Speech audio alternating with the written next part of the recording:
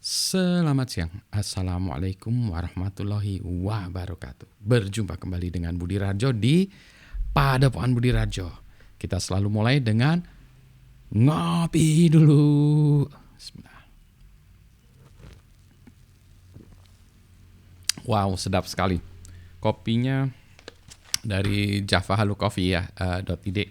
Sebentar, ini saya atur dulu mejanya supaya tidak tumpah. Sebentar ya. Ini berantakan.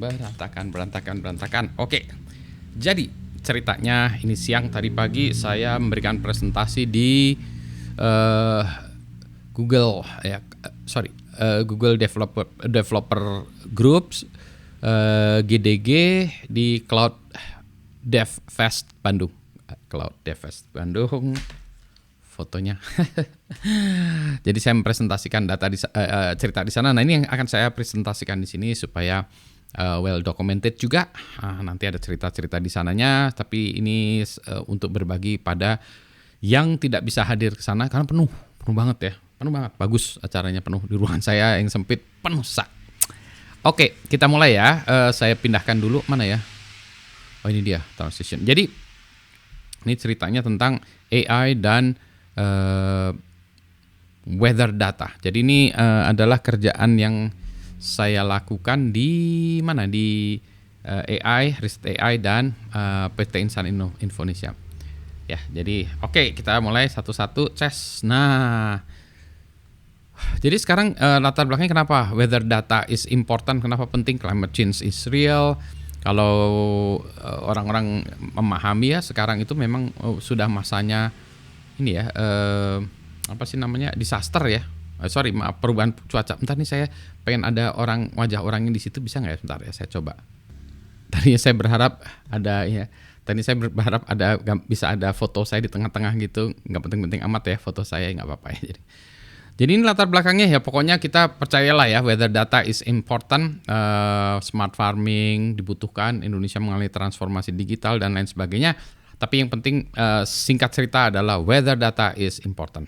Ya, saya nggak mau panjang-panjang lebar di sini. Ini kalau di sana tadi saya ceritanya panjang lebar. Ya, nah terus, yang dilakukan tempat kami itu memasang berapa weather stations yang profesional yang seperti ini, yang sebelah kanan bawah, atau yang murah meriah yang di kiri atas, yang personal atau saya sebut frugal IoT ya. Ini SP8266 plus sensor DHT 22 ya, ini untuk sensornya kayak gitu ya. Tapi intinya sama, data akan data weather diterimkan dan dikirimkan ke internet gitu ya. Nah, kemudian datanya tuh kemudian ditampilkan bentuknya seperti apa. Sambil saya ngopi dulu,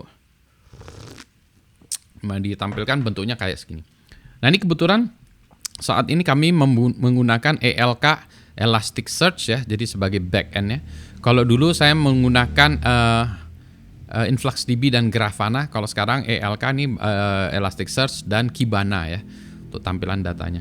Jadi ini data contoh, data tampilan. Ini kalau kita lihat nih real ya. Ini 21 November, ini 27 November, hari ini tuh tanggal 30 November. Jadi ini 3 hari yang lalu ya datanya kayak gini. Ini sensornya banyak ya, jadi ada banyak. Anyway, nah data sensor ini yang saya tampilkan di sini adalah humidity atau kelembaban dan temperatur atau suhu ya. Tetapi tergantung dari sensornya ya. Sensor yang ini memang hanya bisa temperatur dan humidity. Tapi sensor yang sebelah kanan ini, yang beneran ini tuh dia ada arah angin ya, kecepatan angin, arah angin, solar radiation, UV, apalagi ya, curah hujan juga ada gitu ya. Oke ya. Nah, itu bisa ditampilkan dengan lebih lengkap. Nah, ini sekarang ceritanya, datanya yang saya ambil dengan alat yang ini tadi ya. Contohnya datanya adalah seperti ini. Ya, timestamp waktunya. Kemudian ini tanggal 22 bulan 10 ya tahun 2024, temperaturnya ya. Kemudian humidity, temperatur 30,2 ya, humidity-nya 49. Nah, ini hanya 2 parameter yang dilihat di sini, tapi sebenarnya bisa banyak lagi. Nah, ini data di Bandung, ini di belakang rumah saya, diambil setiap 30 detik. Nah, ini menjadi pertanyaan nanti, setiap 30 detik itu adalah apakah keputusan yang baik? Nantinya ceritanya tidak. karena terlalu banyak ya, ini namanya proses belajar ya. Jadi di sini tuh banyak sekali proses belajar saya. Nah, ini kalau di plot yang biru ini adalah temperatur atau suhu ya, antara ya tadi ya, ini antara ini 30 dan seterusnya. Ini yang di atas ini yang oranye ini humidity ya, yang berubah-ubah. Oke, nah pertanyaannya, dapatkah kita memprediksi temperatur untuk 3 atau 7 hari ke depan? Kemudian yang kedua, parameter apa saja yang dibutuhkan selain temperatur tentunya ya dari ini. Apakah kita membutuhkan data tentang humidity dulu, kelembaban, atau angin gitu. Nah, masalahnya gini, kalau saya lihat-lihat ya, saya baca-baca dari beberapa paper yang saya baca itu, memang ada yang dia melakukan eksplorasinya itu hanya dengan berdasarkan data temperatur saja, historical data temperatur, atau ada yang menggunakan selain temperatur ya, humidity. Jadi temperatur dan humidity. Ada juga temperatur, humidity, dan satu lagi adalah angin. Nah kalau angin, sensor saya tadi tuh nggak ada ya sensor anginnya. Tapi nggak apa-apa ya. Tapi ini pertanyaan, apakah kita perlu parameter yang lainnya? Nggak tahu. Oke, dengan data yang itu, dapatkah kita kita mau prediksinya itu pakai apa ya? Apakah dengan menggunakan numerical ya, weather apa sih namanya ya? Weather exploration ya,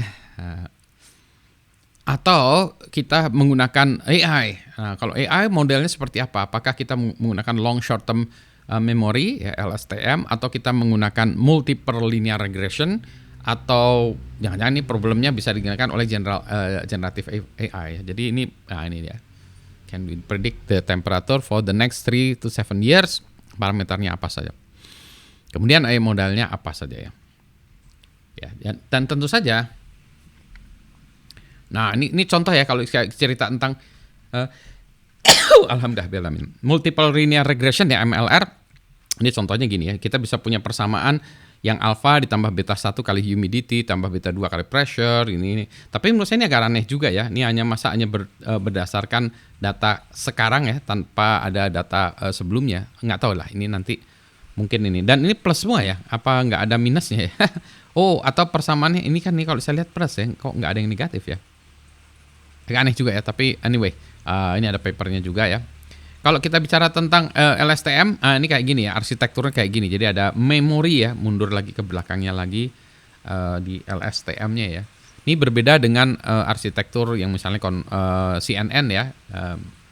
Ini kalau biasanya kalau kita bicara tentang AI yang bicara tentang vision aja, ya kalau cuma image recognition misalnya ya, itu bisa pakai deep convolutional network, itu arsitekturnya beda.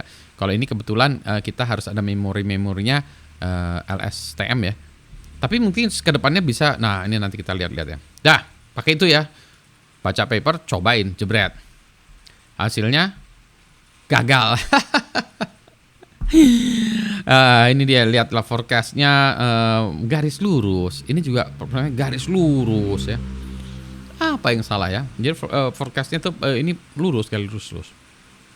Maka waktunya untuk time to ponder, merenung sejenak. Merenung sejenak itu, wah ini kenapa ya merenung sejenak ya? Mikir dulu. Kita juga ngopi dulu, mikir. Ambil ngopi dulu, teng ngopi dulu ya. Pakai modelnya salah ya? Mungkin kita modelnya nggak benar. Mungkin kita harus cari model yang lain ya. Kayak modelnya mungkin ya. Apakah saya perlu pakai transformer misalnya, kan yang rame-rame transformer ya? Apa juga mungkin parameternya kurang ya? Ini sambil ngopi kan ya. Jadi prosesnya tuh yang kayak gini tuh, ini proses penelitian memang demikian ya. Kita mikir dulu apakah parameternya harus tambah. Kalau sekarang kan cuma temperatur, humidity ya, bisa nggak ya? Atau datanya harus dimasas dulu, harus pre-processing dulu, mungkin terlalu besar, terlalu kecil angkanya, atau ada tools lain yang lebih baik. Nah ini ya. Dan biasanya kalau saya gini-gini, nanya ke orang, nanya ke temen gitu ya. Ya pusing, merenung ya. Posting juga, tanya ke orang-orang, ke temen ya. Terus tiba-tiba ada yang bilang, Pak, Sudah pernah nyobain Prophet dari Facebook, Pak? Wah, apa nih? Ini Prophet is a procedure to forecasting time series data. Asik tuh. Karena data kita kan time series ya. Based on additive model. Wah, additive model ini apa nih ya? Nanti harus kita lihat ya. Where non-linear trends are fit with yearly. Oh, ini asik nih, tanggal nih. Year, weekly, daily, seasonality plus holiday effects. Asik nih, berarti dia udah memasukkan ini juga. Oke. Kayaknya nih cocok ya. Kayaknya cocok. Oke lah, kita coba. Dicoba, jebret, gagal. Aduh, ini ya kalau sebelah kanan itu prediksinya garis lurus. Jadi data yang ini ya, data historical kemudian garis lurus. Apa ya? Mungkin ada yang salah apa ya? Jadi lagi-lagi ini kan ini ya. Saya juga merenung-renung lagi. Apa yang salah? Salah, nggak bisa. Prophet juga nggak bisa nih. Kayaknya yang lain-lain lagi ya. Oke. Ternyata saya postingkan di mana-mana. Ternyata ada yang nyaut, Pak. Nah ini Osa nih, salah satu engineer tempat kami ya, CTO kami, co-CTO kami di riset.ai. Dia bilang, Pak, kayaknya mungkin datanya Pak Budi itu dibacanya cuma 2 hari. 2 hari. Maksudnya gimana gitu? Maksudnya gimana, Sa? Ya datanya 2 hari, karena data saya kan tadi tiap 30 detik ya. 30 detik kan jauhnya banyak sekali. Jadi ketika dia dilakukan training atau fitting atau apapun ya, dia cuma ngambil data yang 2 hari. Tadi kalau datanya banyak. Kalau 1 hari 24 jam, 24 jam itu 1 jam 1 jam 60 menit ya. Berarti 60 menit saya ambil 2 kali semenit. Jadi 24 jam kali 60 kali 2. Itu kebanyakan ya data saya. Jadi kebanyakan Pak datanya. Mungkin dikecilin aja Pak, datanya itu hourly aja. Oh oke. Terus jadi kalau untuk setiap hari 24 jam itu ada 24 data. Oh iya, cuma cukup 25 data aja. Terus salah ini kok phantom ya. Prophet use phantom. Set the frequency-nya to hourly. Oh iya, berarti kemarin analisisnya itu pakai day ya, udah datanya cuma 2 hari yang dibaca, salah juga ya. Kita cek dengan hourly. Hasilnya gimana? Result is good. Hasilnya nah kayak gini. Ternyata yang sebelah kiri itu adalah data sebelumnya, kalau dilihat ya. Itu datanya titik tidak serapat yang sebelumnya ya. Datanya kalau tadinya kan rapat karena tiap 30 detik ya. Kalau ini tiap jam, hanya tiap jam aja. Oke, tiap jam, kemudian di fitkan. Oh oke, tiap jam kayak gini, terus di forecast kayak gini. Ya mirip-mirip lah ya data forecastnya. Nah ini yang belum saya lakukan adalah melakukan ini checking ya. Ini kan data kemarin ya. Saya cek lagi apakah nanti ininya tuh sama dengan data yang sesungguhnya faktualnya itu. Oke ya. Itu satu. Yang kedua bisa juga, ini saya masih punya PR lagi, ini kan hourly ya, coba kalau datanya saya buat lebih rapat lagi. Ternyata Prophet juga bisa sebetulnya dianalisis bukan jam ya, tapi menit. Oke kalau gitu datanya kita buat menit ya, lebih rapat lagi, dia forecastnya apakah lebih bagus atau enggak. Karena kalau kita lihat nih forecastnya ini ada low high-nya ya, low high-nya gitu. Ternyata bisa. Oke. Jadi kesimpulannya adalah AI can be used to help forecast weather but more research sebidang. Jadi kita masih bisa ya, bisa AI, tapi masih harus dieksperimen. Yang kedua, more data is not always better. Is not always better. Jadi untuk kasus kami ini ya, untuk kasus yang saya kerjain ini, ternyata saya kacau tuh, harusnya datanya nggak usah terlalu rapat ya. Data jam-jaman aja, hourly aja sudah ya. Gitu. Nah, dan tentu saja akan bisa killer application-nya lain. Ini data set code examples, ininya. Oke, kalau gitu kita tunjukkan aja ya kodenya ya. Jadi nanti linknya saya berikan ya, link terhadap kodenya tadi dengan lengkap dengan link yang salah dan seterusnya ya. Nanti saya kasih juga ya. Nah sekarang saya tunjukkan layar saya aja. Sebentar, saya tunjukkan layar saya yang isinya adalah tadi ya Google Colab. Jadi saya buka dulu Google Colab-nya ya. Ini saya tunjukkan, sebentar saya share lagi ya. Ini saya sharekan transisi ya. Oke, saya connect dulu ya. Connecting katanya. Jadi ini yang saya lakukan ini ya. Saya sambungkan dengan Google Colab. Jadi saya melakukannya semua di cloud di Google Colab. Kemudian saya cek dulu ya. Ini datasetnya mau saya upload dulu ya. Datasetnya belum saya upload. Upload datasetnya adalah, saya ambil dulu ya raw. Data mentahnya. Untuk menunjukkan aja dulu ya. Dan kemudian selain data mentahnya, saya mau tunjukkan juga data hourly ya. Mudah-mudahan cepat nih ya. Tergantung dari internet.